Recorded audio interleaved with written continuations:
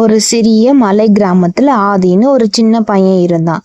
அவன் எப்பவும் புதையல், மந்திரம், டிராகன் இந்த மாதிரியான கதைகளை கேட்டுதான் வளர்ந்தானாம். ஒரு நாள் காட்டுக்குள்ள மரக்கட்டைங்களை எடுக்க போகும்போது ஒரு நீல நிற கல்ல ஆதி பார்த்தான். அந்த கல்ல கையில எடுத்ததும் வானம் எல்லாம் கருப்பு நிறமா மாறிடுச்சான். அப்போ திடீர்னு ஒரு குரல் அவனுக்கு கேட்டுச்சு.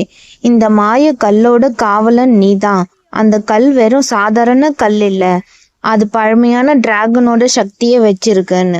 அந்த நேரத்துல ஒரு மந்திரவாதி அந்த கல்லை தேடி வந்தான். அந்த கல்லு என்கிட்ட கொடுத்துடு, இல்லைன்னா உன்னோட கிராமத்தை அழிச்சிடுவேன்னு மிரட்டினானா. ஆதி பயந்தாலும் கிராமத்தை காப்பாத்த முடிவு பண்ணான். அந்த கல்லை வானத்தை நோக்கி தூக்கி போட்டான். தூக்கி போட்ட உடனே அந்த கல் டிராகனா மாறிடுச்சு. அந்த டிராகன் தன்னோட சக்தியை பயன்படுத்தி மந்திரவாதியை அழிச்சிடுச்சு. பிறகு ஆதி அந்த கிராமத்தோட பாதுகாவலனா மாறிட்டான்.